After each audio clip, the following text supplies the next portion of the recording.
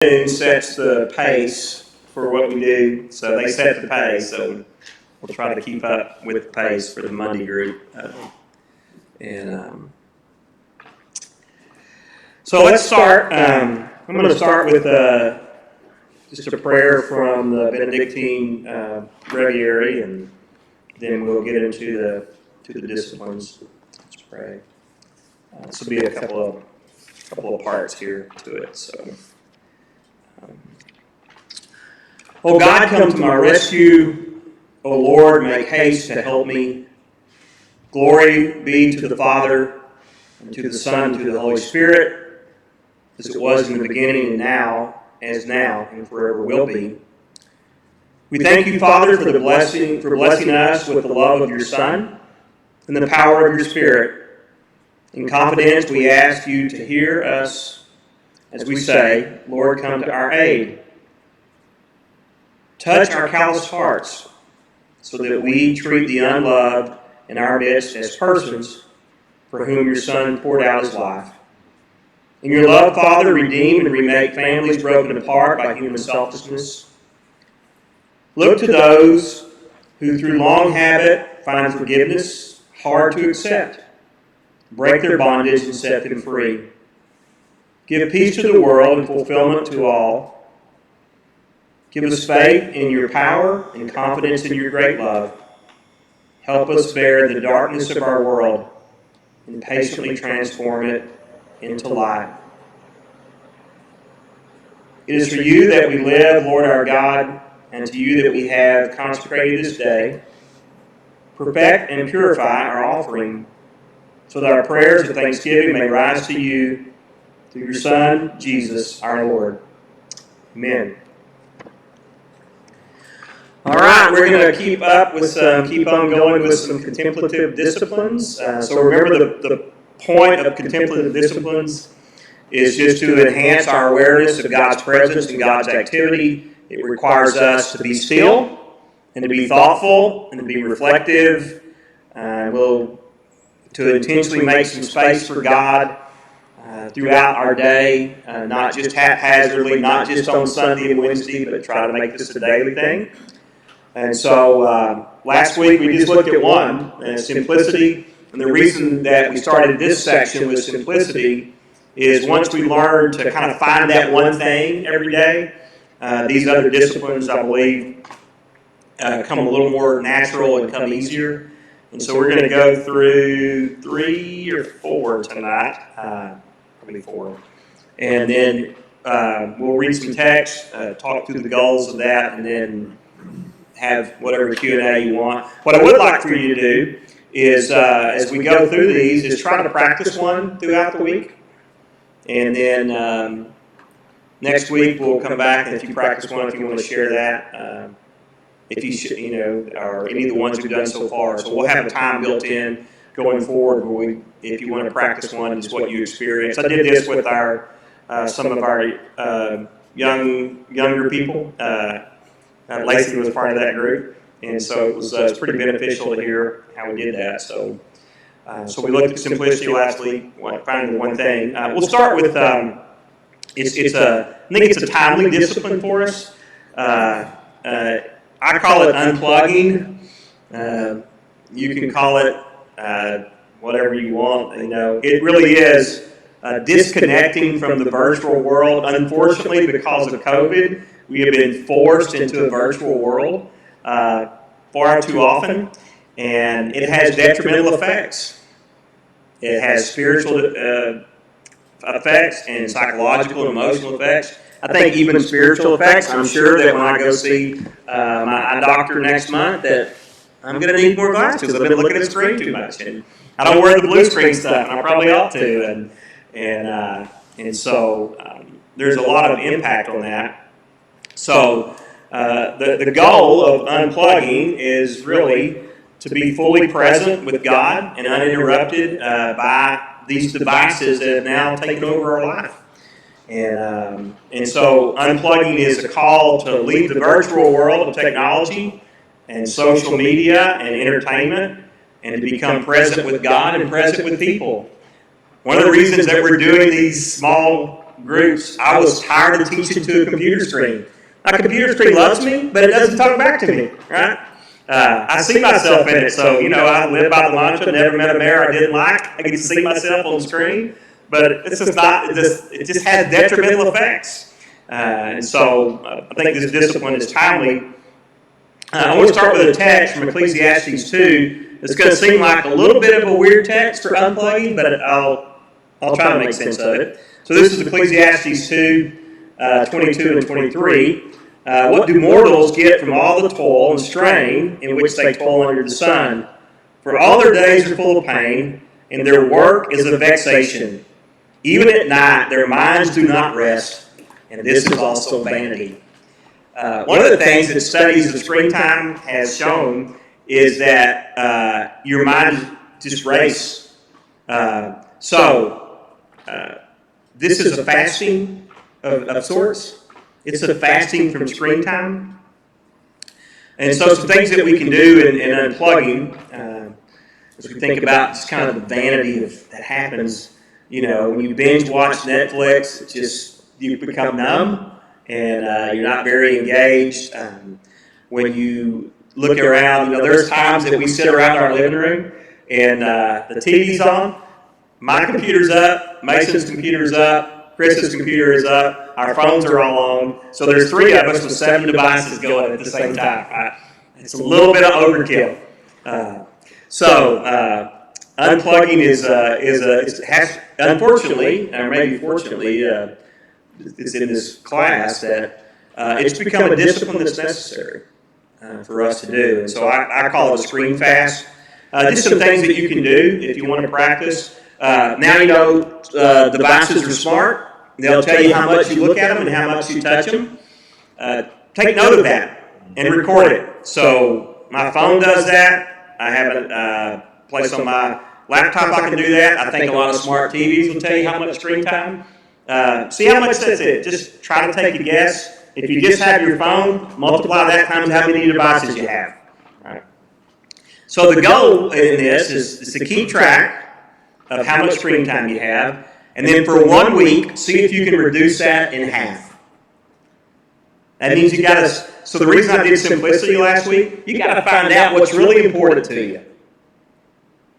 Right? How many times do you need to check your email? Or how many of us, self-included, on our computer? So I'm looking at my computer screen. I got a Bible program up. I've got a Word document going, and then across the top, that banner, every notification comes through. Right? Every time somebody sneezes in America and it's a political figure, I know about it, right? It tells you right there. Every time I get an email, I get a notification. I get text on my computer. My phone rings on my computer. Now my office phone rings on my computer. Right? We went to voice over IP. It's just constant. I got to decide what's important. So see if you can reduce it by 50%. And then, so it's not, this is the sweep out the bad stuff, fill it up with some good stuff. Take that time, do one of two things. Spend some real quality time with God alone, in silence and solitude, which we'll get to in a minute. Or actually, go talk to a person, face to face. Yeah, hey. Spread out, take your mask off. Or just take your mask off. Converse. And then, like everything else in a contemplative discipline, is do some reflection on that. What happened when you cut your screen time down? Where did you experience God? What did you learn from others? What did you experience and learn about yourself? And so the thing of contemplative disciplines, if you don't do the reflection, it's an exercise, and there's going to be some benefit. Less screen time, like in this case, is beneficial. Communicating with people face-to-face is beneficial. But reflect on it, and I think that's where spiritual formation takes place. It's in the reflecting. So remember the first couple of weeks that I did contemplative disciplines, we did Ignatian Examen, and we did Brother Lawrence's Practicing the Present, so maybe couple this with that. Especially the Examen where you go and reflect on the end of the day. What happened? This is a good time to do that. So it's a 50% reduction is one thing you can do. And then really do a true social media email fast. Just say, for a whole day, I'm not going to do it. Now, listen, that's tough, isn't it? It's tough. How could you do that? You can do that. You just got to turn the device off, right? Just got to do it. Just turn it off. We went on vacation at the end of the summer. Things got a little bit crazy. We had to kind of plan something quick, and so we went to Rio Dosa. And one morning, it's a gorgeous morning. It was cool. I'm outside on this deck, this little condo that we rented. We're on the golf course. It's quiet. I'm just listening. And for some reason, I had to go open up my computer. Just ruined the morning, right? So I needed to check my email to make sure the world of Marble Falls didn't fall apart. As if Marble Falls needed me to be present to keep on going, right?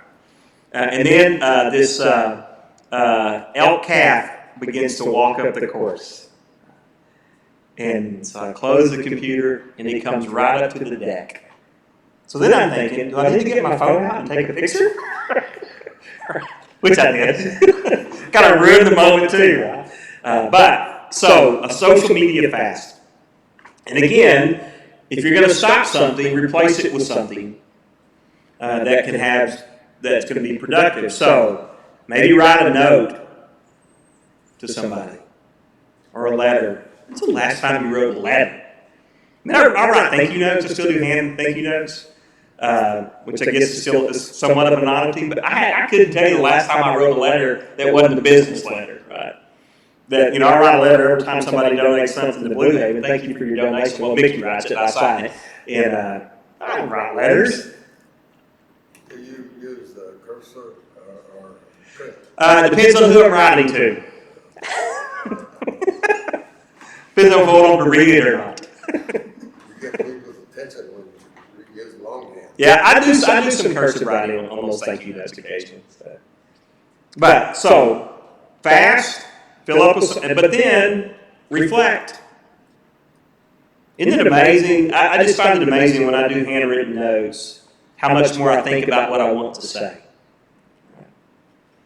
So I think I wrote Jim one for the book. Then I write one for the Sam Houston book. I think I did. Yeah. It just reminded me, right, of my relationship with Jim and how important he is to me, and just how we've connected over the years, and that we shared this love of Texas history. And he read something in the book that reminded him of me, and because I have a family member that, a relative, a distant relative that was at the Alamo, and It says his uncle was the colonel at the Alamo. yeah, so he was in command of the Alamo before Travis. So and Mason had done this whole study on him and for Texas history, and Jim thought enough about me to do that, and I just thought as I wrote that, what a great relationship I have with this guy who's never going to get old, right? and we can be decades apart in age and have this incredible connection, right? And it just was a good time of reflection to do that. So those are things that you can do to unplug. That's a discipline. But I think you have to start with simplicity. You got to figure out what matters that day. I'm the world's worst about checking email 18 times a day, and I do get 300 emails a day, most of which are not worth reading. Stop. Right? So stop looking at your phone, Greg. I'm talking to me. So that's discipline one for tonight. Here's the second one. Questions about that before I move on? You might want to. I know I'm treading on treacherous water with that one. So screen time is rough, and we're forcing people into it more and more. It's got some benefit. I know it's got some benefit. I'm currently doing a Zoom meeting with a lot of church leaders in the Bahamas, and there's people from all the islands, and there's 15 or 16 of us on the Zoom, and we're talking about leadership in the church, and that's got benefit, but it's screen time. It's screen time. All right? Questions or comments about that one? Well, if that one doesn't hurt your feelings, this one will. Here's the second one for tonight, and that is confession. Now, this is a weird place to put it in contemplative disciplines. We probably don't think about confession as that, but really, the goal of confession is really to surrender weakness and faults to the forgiving love of God, to embrace God's forgiveness, and to seek transformation. The word in its essence has with it, especially in the biblical text, that confession is about agreeing with. There's an agreement reached, that we agree with God, that we agree of our sinful state and God's ability to cleanse us, and God's desire to cleanse us and forgive us. And we confess also just about the character of God, both through our life and through our speech. And so that goal of just surrendering that and to embrace it, right? To embrace God's forgiveness. Sometimes it's hard for us to do that. A really good text on confession is Psalm 32. And Psalm 51 is known. Those are the two penitent psalms to David following his sin with Bathsheba and getting called out by Nathan. I just want to hit a piece of that text tonight from Psalm 32. Starting in verse 5, he just said that, when I kept silent and I didn't confess, I felt my body wasting away. And then verse 5, then I acknowledged my sins to you. I did not hide my iniquity. I said, I will confess my transgressions to the Lord, and you forgave the guilt of my sin. So, why did I put this in contemplative disciplines? I think we have to be really intentional and reflective about our relationship with God and what we think about God. And when we call on God, we need to be reflective about what we're calling on. And sometimes I know that like we read Psalms and there's some rawness that we just cry out. But in part of confession, it's owning and naming the things that we need to confess, whether that be our own sinfulness or God's greatness. And so it does take some thought about what is it that I have done, and especially if I'm going to do that with you and you're going to do it with me. What is it that I have done that has been a great offense to one of you? And can I name it? Not the ambiguous, if I've offended anyone, I'm sorry, but you know what? I did this to you, and I need to name it, and I need to seek forgiveness.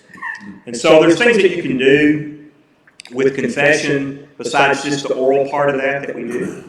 One of the things is to reflect upon your life, kind of make a list of your sins, go through those one at a time, not the blanket, God forgive me of all my sins.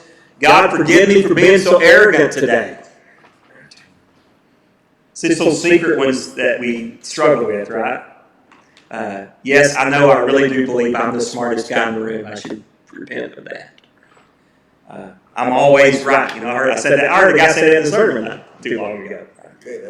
I know, it's a burden. It's a burden. To list those things and go to God with those one at a time and name them. Right? You know what? God, this morning, I did not love my wife the way Christ loves the church. I did not raise up my son and my daughter in the nurture and admonition of the Lord today. That'd be other things. One at a time. Write them down and then burn them. Communicate them, name them, write them, and say, you know what? Because that's what God does too. They're gone to do. It's an activity. You can do a written apology to people you've hurt, offended, discounted over the past few weeks. Pray that God would bring those people to mind, help you recall who that is and what happened, why it happened. Write a letter of apology. Better yet, write it and hand deliver it. something you can do. You can combine the one from last week and walk to where they are doing. Yeah, right. That's right. Another thing that you can do with confession is actually practice what James says.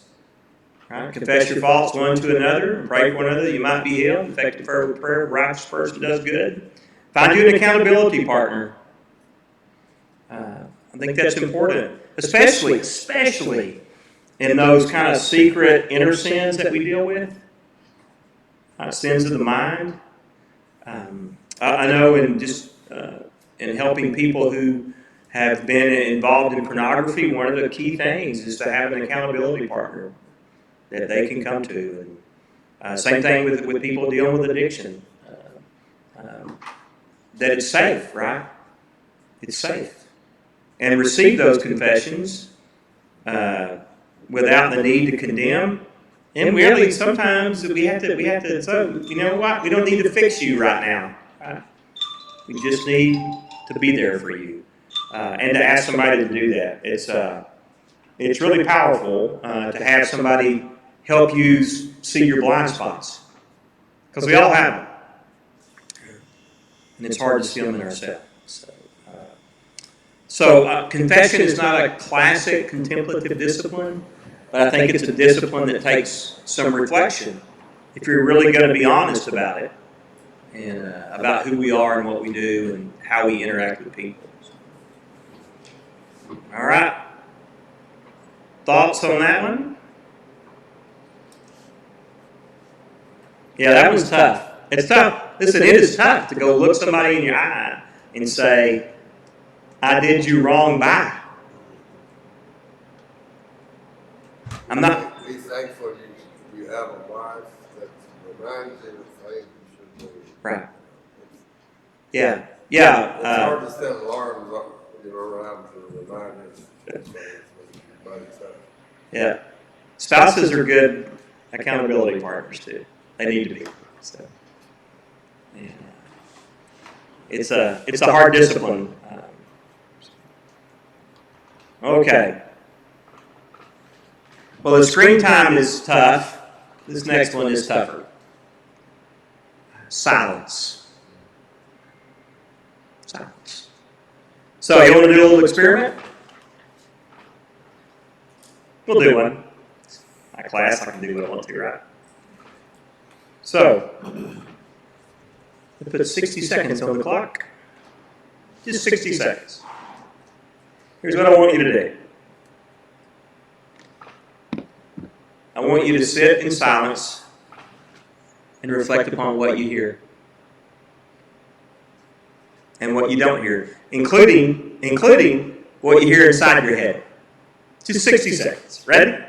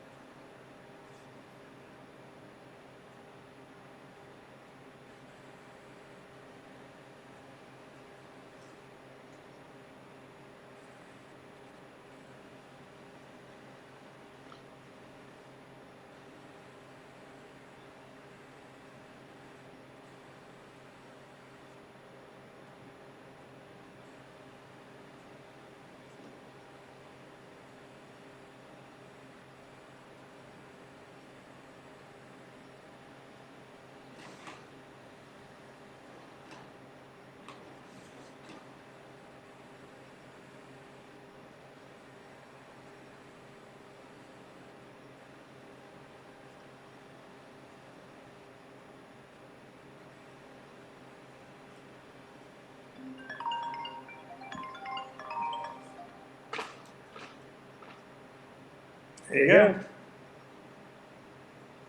That was quick. Is that okay? Nobody got too uncomfortable? I'll come back. So just hang on to what you heard.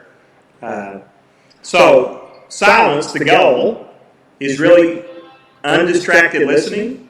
It is to remove yourself, and I love this. This is not my words. I wish these were my words. Those are great words. To remove yourself from the attraction to and the distraction of noise. Anybody here sleep with the white noise machine? Because you can't go to sleep when it's quiet? I sleep with a fan. Now, part of that's, temperature, but I think part of it's got this soothing thing to it, right? So the goal, to remove yourself from the attraction to and the distraction of noise in order to be mentally and physically open to God, to hearing God, which we can talk about. And so really it is the practice of attending to and listening to God without words or music or even reading stuff. So, what'd you hear in a minute? What'd you hear just audibly from the outside first? Nice. Yeah, we heard the machine. Did you think about it when you heard it? Okay. Anything else?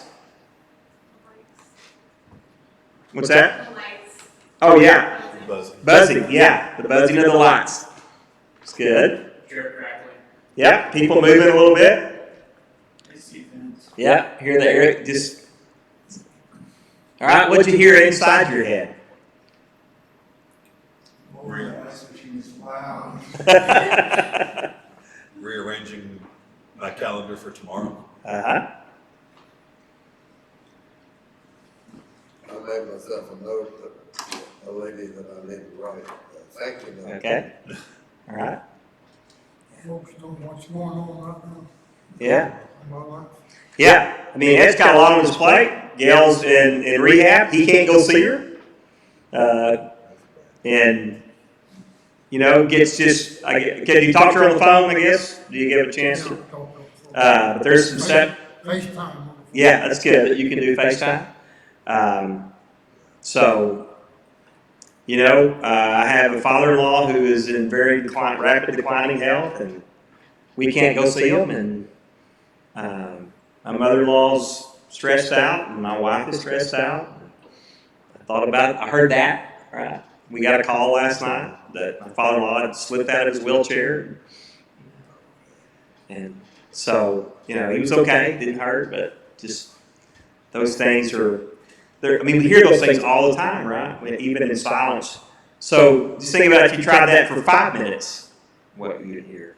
And the goal in silence is to be undistracted by the ice makers and the lights buzzing, but to really begin to listen for God.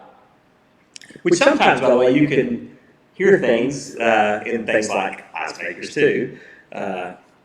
And so, kind of hearing God, moving away from distraction, attraction to noise. One of my favorite texts for this is the Elijah story in 1 Kings 19. So you remember the story? Elijah goes to the mountain.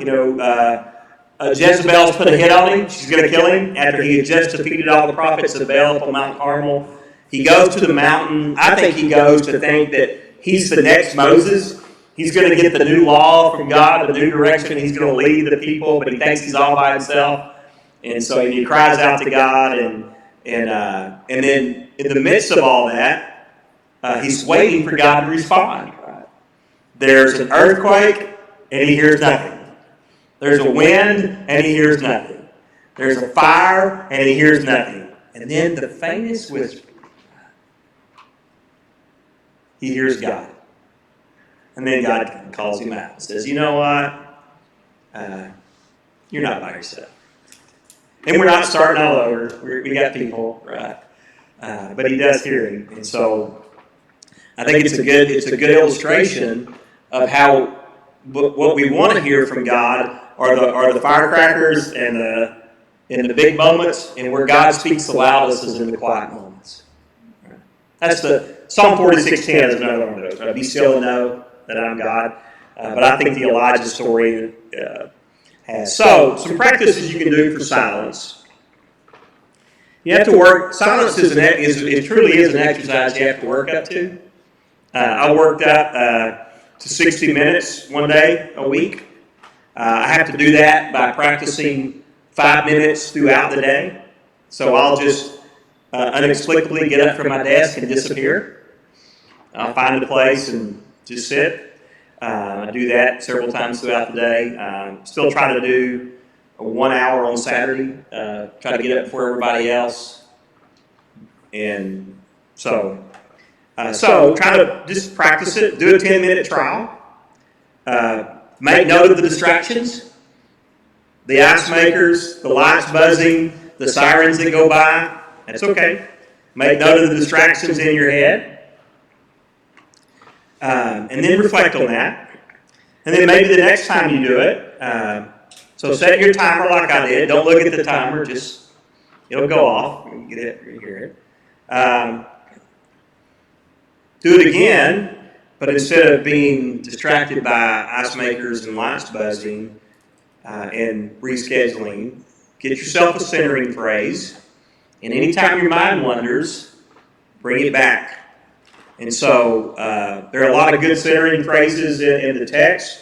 One of my favorites is when young Samuel hears God, and he thinks it's Eli. And, what is it that Eli says to tell him? Speak, Lord, your servant hears. And he's quiet. Right? So that's a centering phrase. Speak, Lord, let me hear. One of my other, it depends on where you are too, what you're reflecting on. If you've got a good kind of go-to text, it calms you down. And one of mine is what's called the Jesus prayer. It's the prayer of the publican in the parable of the publican and the Pharisee.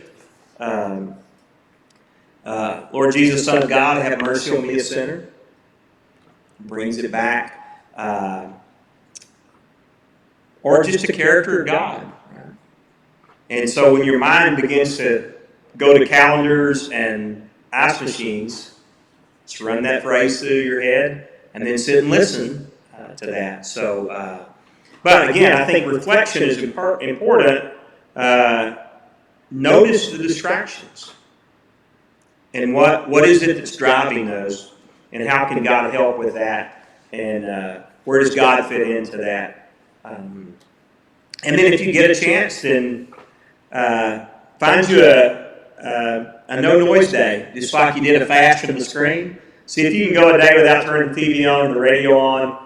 And there was a while in my, for the last few years, that my friend was always saying, hey, what do you want for your birthday? Listen, I don't need anything. I don't wear all the clothes that I have. I don't even know how many pair of shoes I have. I don't play golf enough to go, invest in more golf clubs. You know what I want? 24 hours of silence. So there was a few years there that my family just left and let me just have the house to myself. And I wouldn't turn the TV on. I wouldn't turn my computer on. It was just nice. The only conversation I had was with my dog. Did you get bored? Did I get bored? No. I got refreshed. Spent a lot of time in prayer. Spent some time in the text. It was nice. Now, I wouldn't want to do that all the time. I couldn't be a monk that had to be silent for a year at a time. That wouldn't work for me. But it was nice. My family honored that, and I appreciated it. So, but part of the silence is also listening. Then begin to listen to the sounds of nature and creation, and let that speak. I mean, the text says, "The hills and rocks cry out." What are they saying? What's the wind say? It's incredible when you turn things off and just listen. What you'll hear. And so there's a good book that I would recommend if you want a book on hearing God. It's written. The title of it is "Hearing God." It's written by Dallas Willard. It's what I had just started teaching on Sunday morning before I was rudely interrupted by the COVID virus. And but it goes through all the ways that God speaks to us. Through nature and through people and through word and through our own thoughts, through our own experiences. And silence helps us hear that. I mean, Dallas Willard is his name. Yeah. So, it's called Hearing God. It's a good book. I recommend it. But part of this, then, is when you go through a period of silence, whatever time that is, stop and do a little reflection about what you heard.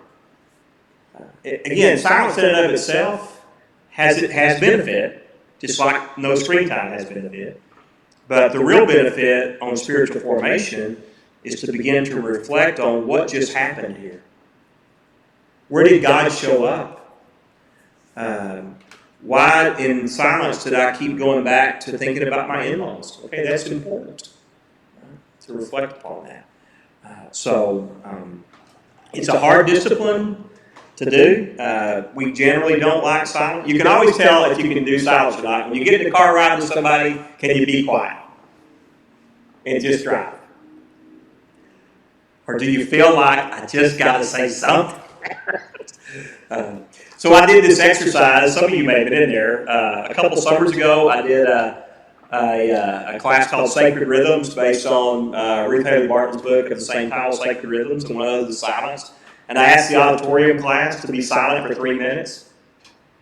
I mean, you'd have thought that I'd sentenced them to prison for a lifetime. And what I listened to, what I heard a bunch of, Joseph, you may have mentioned it, is the moving of the chairs. Man, they were so uncomfortable. And I was just up there laughing. I wasn't practicing silence very well because I was laughing at them being uncomfortable with silence. It's hard discipline, though. And we live in a world that's full of noise. I mean, it's just full of noise. And, social media has made it worse. And now podcasts, anybody can be their own producer now. It's tough. And there's some good stuff out there.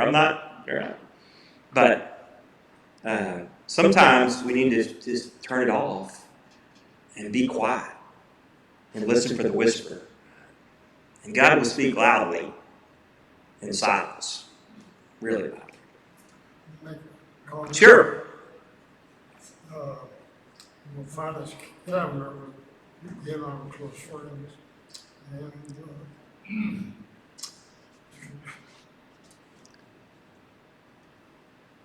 we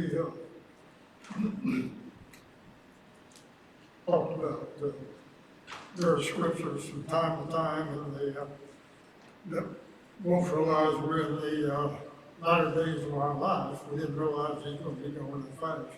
Mm-hmm. One of the scriptures that was a favorite of ours was 1 Thessalonians 4, verse 11 and 12, which fits in with this. Make it your ambition to lead a quiet life, mind your own business, and to work with your hands, just as you're told, so that your daily life may win respect of outsiders, and so that you will not be dependent on anybody. So that fits in yes, sir. In the quiet life, and feel to be active in the quiet life. Thank you. A couple of good lessons there. Quiet life and mind your own business. Mm-hmm. Yeah, so Finance will tell you that. That's right. Yeah. So I think it's a discipline that you have to build into, and the more you do it, the more you won't hear the ice makers and the lights buzzing, and you'll hear other things. You'll hear a lot more inside your head, and then if you just get off track and just get you something to focus. So the best partner to go with silence and solitude, go up by yourself. There are so many times that Jesus has to go pray and be by himself. One of my favorite accounts, it's in all four of the Gospels, is when Jesus feeds the multitude and then goes and walks on the water. So it's Matthew 14, Luke 14, Mark 6, John 6, I think. In the John account of that after Jesus feeds the multitude, the text says he perceives that they wanted to make him a king by force. And so what's he do? He goes off by himself. He'd had a really, really, really busy day. He'd healed people. He tried to get away from people. They followed him. He couldn't eat. Then he did this miraculous feeding. his disciples are, just busy and questioning, and all of a sudden he feels this pressure to give in to the crowd to go ahead and take the job, right, that they're offering. And it was solitude that helped him. He had to go get by himself. There's a difference in isolation and solitude. You can isolate yourself. It's not what solitude's about. That you can cut yourself off from people and from life to a point where it's just tough. I think we've seen a lot of that in COVID. That people have just isolated. And it's really been detrimental in a lot of ways. Solitude is intentional. Let me just get away for a little while because life is just pounding on me, right? It's hitting me hard, and so I call solitude making a date with God. Just to go and be alone with God. And the goal is really to find an intimate setting that I can just be with God and try to leave behind work and worry and stress and busyness. And so it's a good partner of silence. Solitude you can do. You don't have to be silent. Music sometimes is really good in solitude. A book is good in solitude or in silence, but they're certainly good partners. It's a good partner with silence. When you do solitude, there's some things you can do to help alleviate the distractions. And we'll get into this when we get into prayer, but breath prayers are good things to do. And so a breath prayer just kind of puts you in a bit of a relaxed state. And a good breath prayer to me is to recognize the quality or trait of God that's really important to you at that moment. And then ask God to enact or demonstrate that trait. So a breath prayer might be this. You would inhale and say, God of mercy, and then exhale, be merciful to me. And do that a few times. Those kind of things just really seem to focus us. And especially if there's an attribute of God that you really need to pour into your life. So if you're living in chaos, what do you want? Peace, right? Right? God of peace, give me your peace. Breathe in and be very intentional about that, and just let that, and that begins to, not only does it affect your mind, you actually do that physically, where you brought God into the physical act itself of even breathing. And and then you don't have to place a hard time limit on solitude. When you and God are sufficiently connected. So in the John 6 account, Jesus goes. We don't know how long he stays, and it's the fourth watch when he goes and walks on the water, and he whatever he needed when it was there, he went back and attended to the disciples and out on the lake, and so. But leave when you and God are connected, especially in what you need. In that time, invite God's presence and recognize that. And so, one thing you can do in solitude is let God read to you.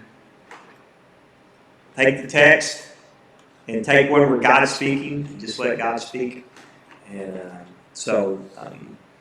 again, it's a good partner with silence and think about. So you can do a couple other things in solitude. Complete a task with God present. So something like the Brother Lawrence task was in practicing the presence in the kitchen, and just invite God to be there where it's just you. When you're mopping the floor or mowing the yard or going on a walk, invite God. Be intentional about it. We know God's there. We believe in the omnipresence of God. Be intentional. And then just go by yourself, and it's God walking with you. and use a little imaginative contemplation on that. You're having a conversation with God as you do your 2 miles or whatever it is that you do, or in my case, my 10 yards or not very far. And if you have the opportunity, it's weird now because a lot of people are working from home, but if you're working from home, leave. Go somewhere else. See something new. If you can slip out of the office for a half hour and do some alone time with God, if you have to go hide in your office for a half hour and do some alone time with God, those are solitude moments as well. And so, but just like everything else, silence, solitude, the fasting of screen time, confession, if you don't do some reflection afterwards, you're going to miss something. You're going to get benefit from it. And so, we probably had enough. Next week we'll get into 1 or 2 more of these, and one of the things we'll talk about next week is journaling, how to actually reflect. And we're going to go back to the examine on that and some questions to ask ourselves in these reflective moments when we do these exercises.